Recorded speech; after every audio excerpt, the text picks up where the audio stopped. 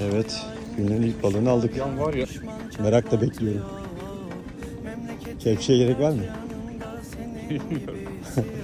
Poşet olmasın yine. Vallahi olabilir. Ama poşet. Lagos. Ya derinden çektik ya herhalde. Fiş bilek binolla. O güzel bir yapıyoruz.